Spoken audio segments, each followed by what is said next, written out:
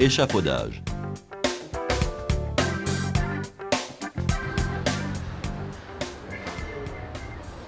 L'échafaudage est une construction provisoire, facilitant l'accès aux ouvrages et la réalisation des travaux.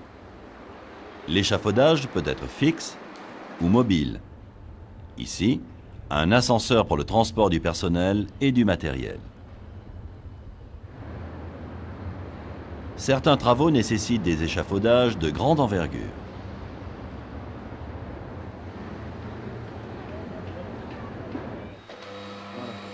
Un échafaudage volant est utilisé dans les cas où les travaux ne nécessitent pas de charge lourde. Sur les édifices publics, un bardage de protection est mis en place pour la sécurité des passants.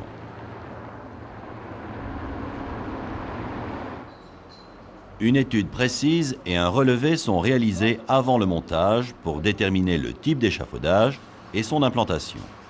Il faut tenir compte des charges admissibles maximales imposées. Dans le cas d'un échafaudage d'une hauteur supérieure à 31 mètres, une note de calcul est établie. Toutes les contraintes doivent être prises en compte. Vitrines et passages publics. Enseignes lumineuses, réverbères, etc. Les gaines pompiers, compteurs électriques, bouches de gaz et bouches d'égout doivent rester accessibles en permanence.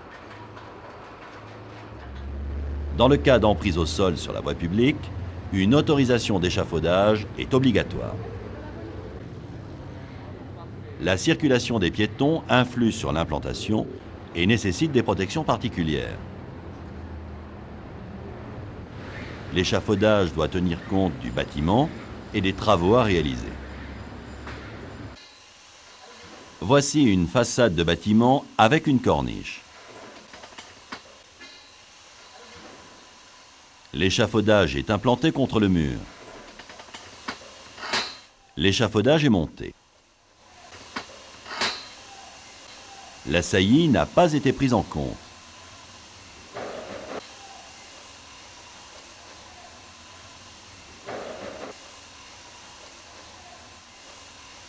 L'implantation doit reculer pour permettre un montage correct.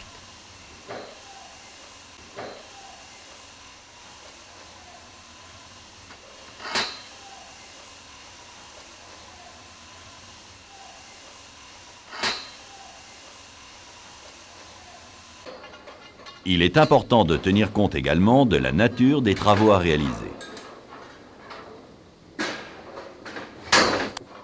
Ici, une pierre à remplacer ne passe pas entre les poteaux. La largeur des planchers doit être augmentée.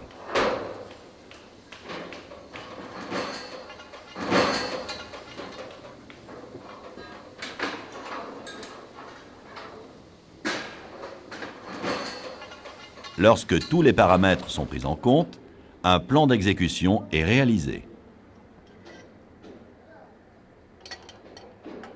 Le montage peut commencer. Le matériel est déchargé sur une zone de stockage définie.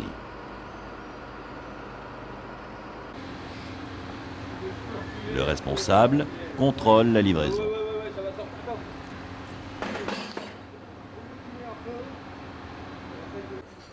Le responsable chargé du montage a suivi une formation spécifique et a reçu une autorisation par l'entreprise.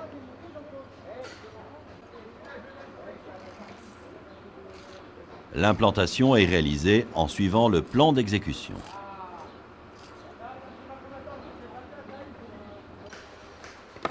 Les semelles sont posées. Le calage de chaque pied est important pour assurer la stabilité de l'échafaudage.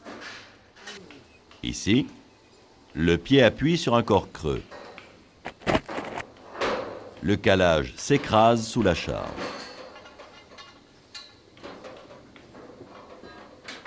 Ici, la cale repose sur un sol meuble. Le pied s'enfonce. Dans ce cas, une semelle plus large, composée d'éléments croisés, est nécessaire. Les socles sont posés.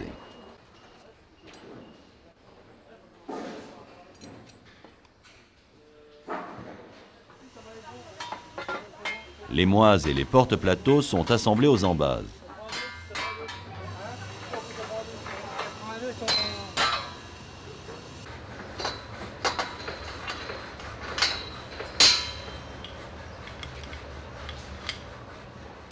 La mise à niveau est effectuée dans le sens de la longueur et de la profondeur.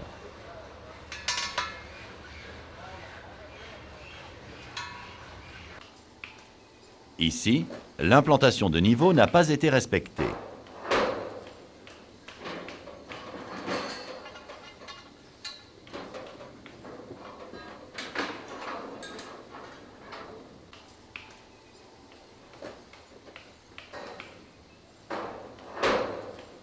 L'assemblage des éléments est rendu difficile.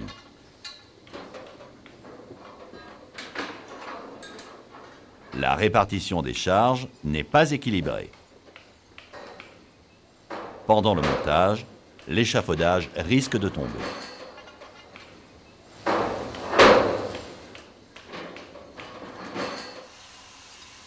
Les poteaux du premier étage sont placés. À partir du premier étage, un garde-corps provisoire est mis en place pour la sécurité des monteurs. Sinon, le port du harnais est obligatoire au-dessus de 2 mètres. Le harnais est ajusté et en bon état. Ce harnais est vérifié tous les ans.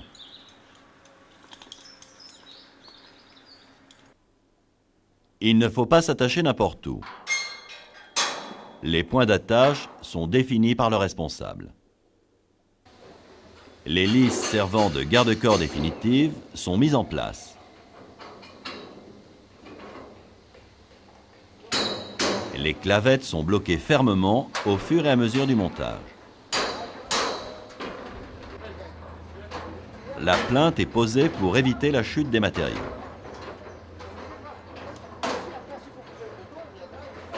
Les réglementations en échafaudage sont une plinthe de 15 cm de hauteur, une sous-lisse à 45 cm de haut et une lisse à 1 mètre de haut.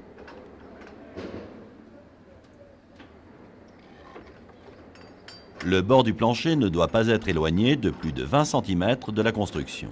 Sinon, il faut des garde-corps intérieurs. Dans le cas d'un plancher bois, le recouvrement de chaque planche doit dépasser de 20 cm de part et d'autre du boulin.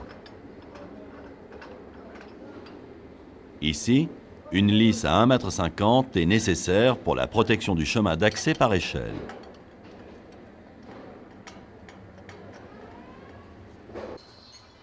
Les diagonales évitent la déformation verticale et horizontale de l'échafaudage.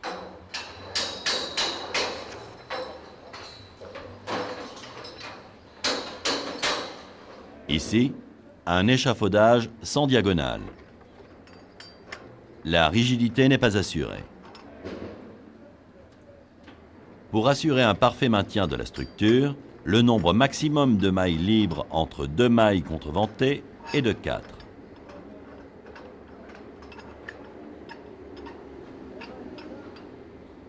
Lorsque tous les éléments de montage sont mis en place, l'opération peut se répéter à l'étage supérieur en toute sécurité. L'échafaudage est fixé au bâtiment. Ici, un amarrage par vérin à vis dans une fenêtre.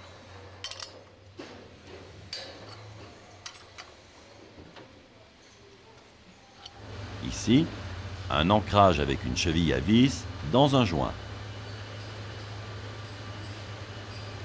L'ancrage se situe si possible dans le joint.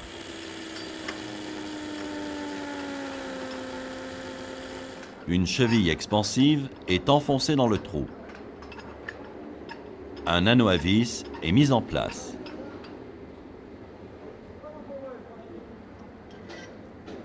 L'échafaudage est relié à l'ancrage. Dans le cas d'un échafaudage non bâché d'une hauteur maximum de 31 mètres, un ancrage tous les 24 mètres carrés est nécessaire.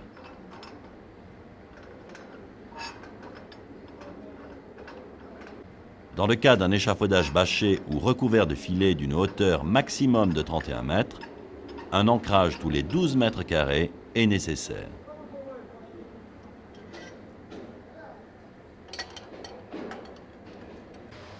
Une sapine peut être rapportée à l'échafaudage pour l'acheminement des matériaux ou l'accès du personnel. Différents dispositifs existent pour éviter la chute de matériaux et de matériel sur la voie publique. Le bardage en tôle verticale, le pare-gravois à hauteur réglementée, le filet ou les bâches. Les filets sont attachés entre eux et à l'échafaudage par un lien solide.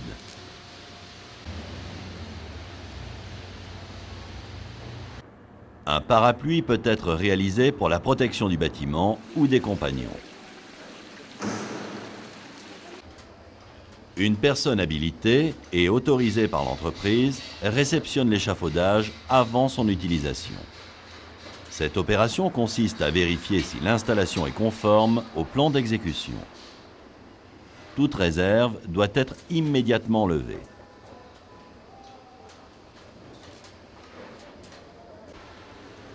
Pendant toute la durée d'utilisation, une vérification périodique est nécessaire.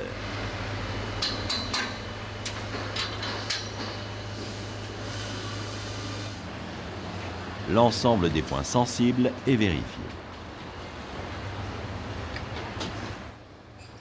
Les appareils de levage fixés sur l'échafaudage sont également vérifiés. L'échelle mobile est fixée par des colliers pour éviter tout glissement.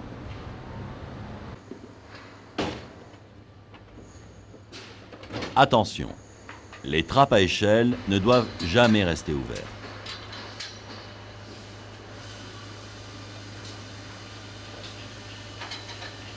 La trappe doit impérativement être refermée à chaque passage. L'accès de l'échafaudage est interdit à toute personne non autorisée par l'entreprise. Il est impératif de prendre connaissance de la charge admissible au mètre carré avant toute manutention. Toute société externe utilisatrice s'engage par convention à ne pas modifier la structure sans autorisation et à respecter les règles de sécurité. Toute modification d'échafaudage doit être accordée par le responsable et se faire dans les règles de sécurité. Ici, la pierre à changer se situe au niveau du plancher.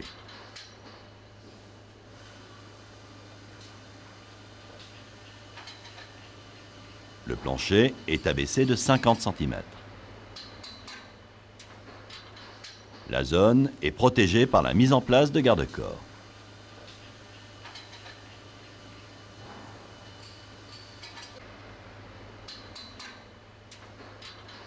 La pierre est changée.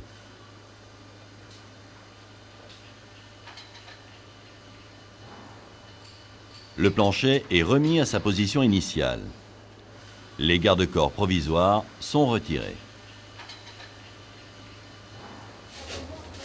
L'échafaudage doit être maintenu propre pendant le chantier. Les gravois sont évacués. Avant le démontage, un nettoyage approfondi est effectué. Pendant le démontage, les règles de sécurité sont les mêmes que pendant la phase de montage.